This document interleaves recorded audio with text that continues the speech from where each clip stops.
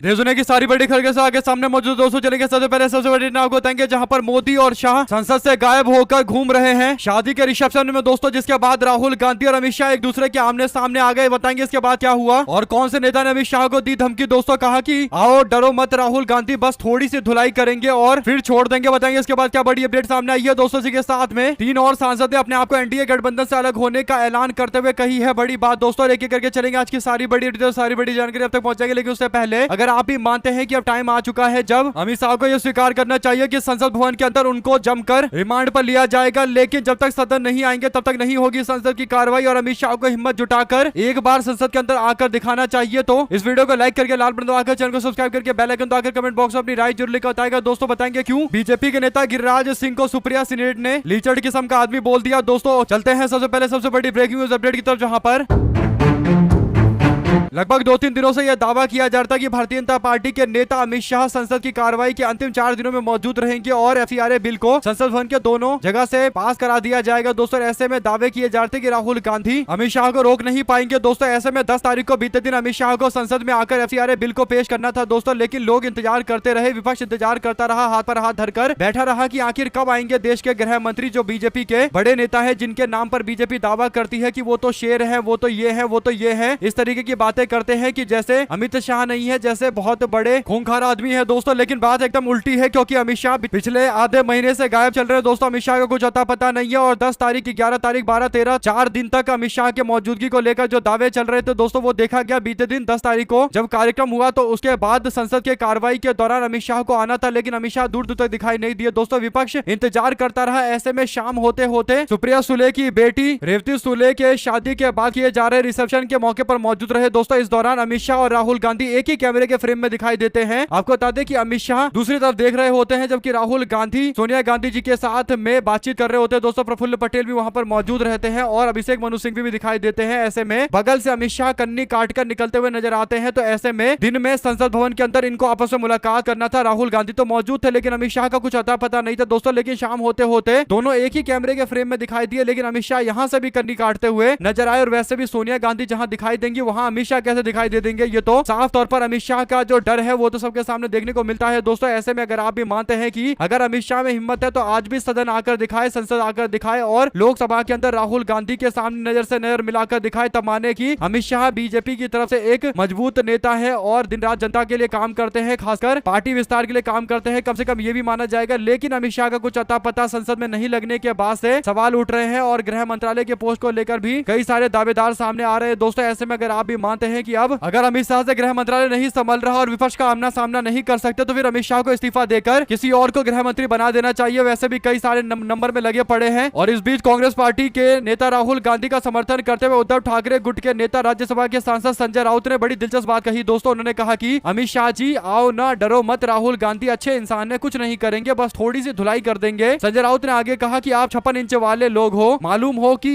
एक बार अंदर आकर तो आप देखो, डरो मत, राहुल गांधी अच्छे संस्कारी इंसान है, वो आपको कुछ नहीं करेंगे, केवल थोड़ी सी धुलाई करेंगे और इतना तो हक बनता है। शिवसेना यूबीटी के सांसद ने आगे लिखा कि राहुल गांधी संसद के दरवाजे पर खड़े हैं, चुके मत देखो, झुके मत देखो, आओ भाई आओ, यानी अमित शाह को बुलाया जा रहा है कि अमित शाह जी आइए, संसद में आपका इंतजार किया जा रहा है, दूरबीन लगाकर इंतजार कर रहे हैं, दिखाई नहीं दे रहे आप। तो ऐसे में अगर आप भी मानते हैं दोस्तों कि अमित शाह अपने सबसे बुरे दौर से गुजर रहे हैं, अमित शाह के अंदर सबसे ज्यादा बड़ा डर आजकल देखने को मिल रहा है छात्रों के ऊपर किए गए बर्बरता के बाद से अमित शाह को लेकर लगातार सवाल उठ रहे हैं दोस्तों। अमित शाह लगातार इन सवालों के जवाब को देने की जगह कहीं ना कहीं आने कर रहे हैं। ऐसे में 3 दिन का टाइम बचा हुआ है, आज कल परसों, तो ऐसे में क्या अमित शाह आ पाएंगे, मत जुटा पाएंगे, राहुल गांधी का सामना संसद के अंदर कर पाएंगे, लिखकर जरूर बताएगा दोस्तों। चलते हैं एक और बड़ी अपडेट जहां पर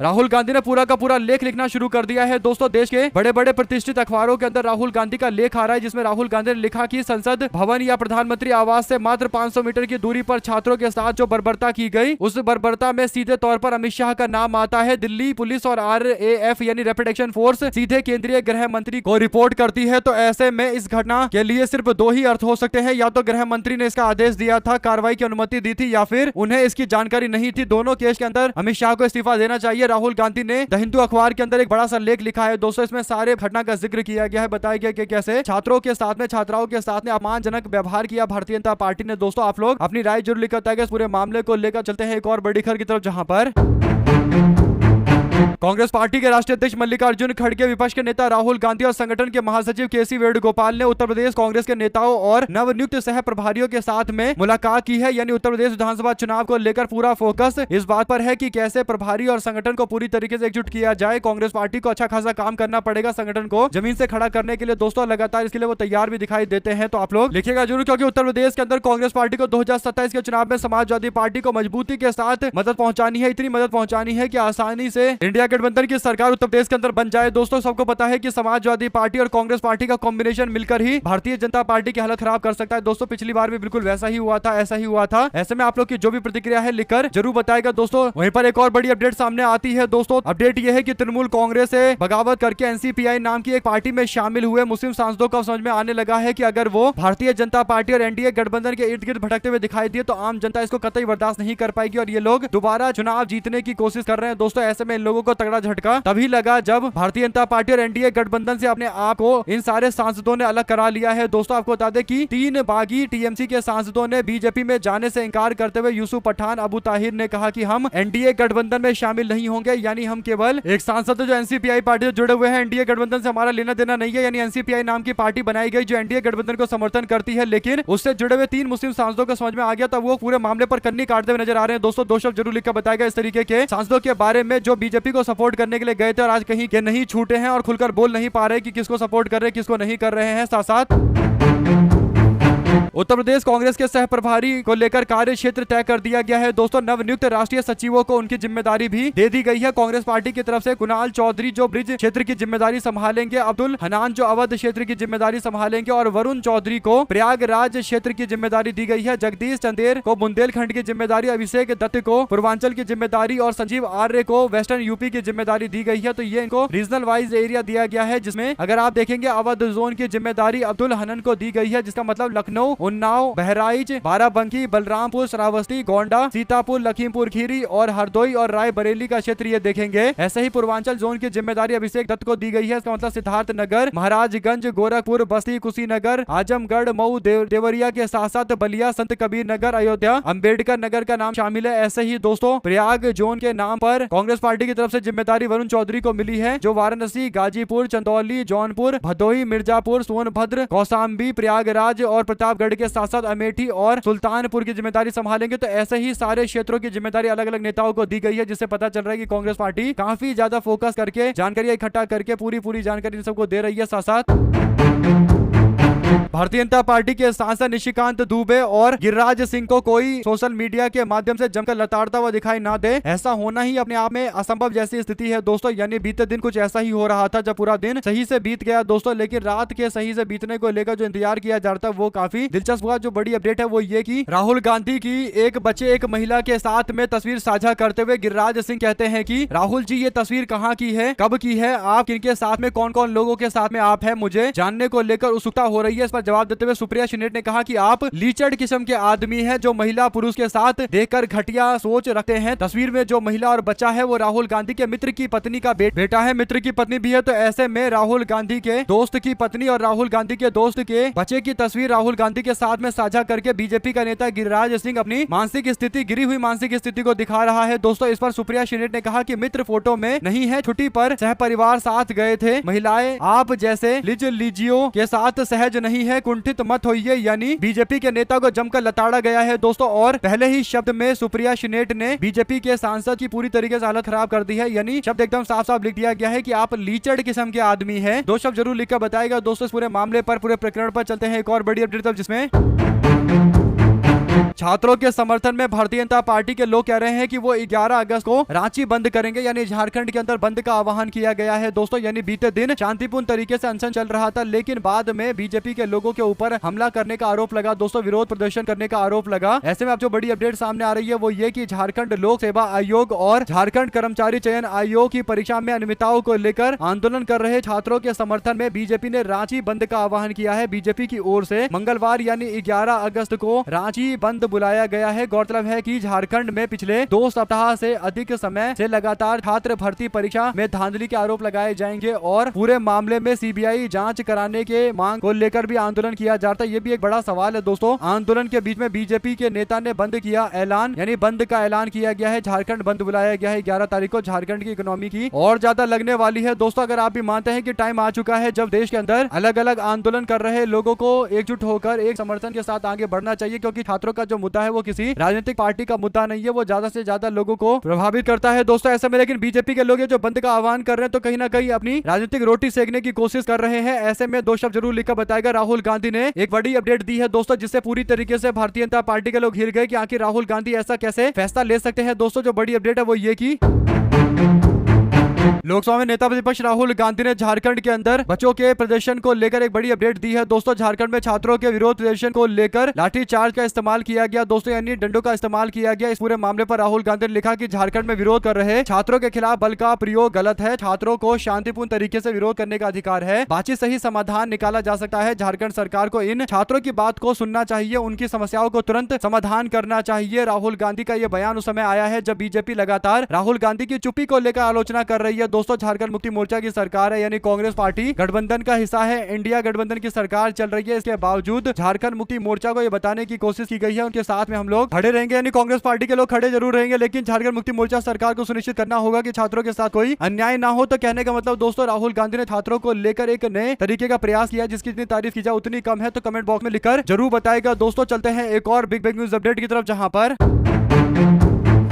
सपा के विधान परिषद के सदस्य मुकुल यादव के फर्जी हस्ताक्षर से विधान परिषद के अंदर मानसून सत्र में सवाल पूछ लिया गया दोस्तों, जिसे लेकर हड़कंप मच गया। विधान परिषद के सभापति कुंवर मानवेंद्र सिंह ने समाजवादी पार्टी के एमएलसी की शिकायत के बाद अनुसचिव रामेंद्र भाई पटेल को जांच का जिम्मा दिया गया है। आशंका जताई जा रही है कि सवाल दाखिल करने की ऑफलाइन व्यवस्था में फर्जी हस्ताक्षर से प्रश्न लगाए गए थे। ऐसे में सवाल उठने लगा है कि पहचान के लिए परिषद में लगे सीसीटीवी फुटेज की स्थिति को खंगाला जा रहा है दोस्तों। 3 में से 5 अगस्त को चले विधानमंडल के मानसून सत्र के दौरान समाजवादी पार्टी के सदस्य के नाम से नियम 111 के तहत प्रश्न लगाया गया था, जिसमें राष्ट्रीय स्वास्थ्य मिशन में कर्मचारियों के सुबह 9:45 तक कार्यालय आना अनिवार्य होने और देरी होने पर आधा दिन का वेतन काटे जाने के संबंध में सूचना मांगी थी, जिसकी जानकारी मिलने के बाद समाजवादी पार्टी के सदस्य ने सभापति को पत्र लिखकर इस पूरे मामले को लेकर जांच की मांग की है दोस्तों। यानी मामला इतनी जल्दी ठंडा होता हुआ दिखाई दे नहीं रहा। आप लोग इस पर अपनी राय जरूर लिखकर बताएगा। चलते हैं एक और बड़ी अपडेट दोस्तों, जहां पर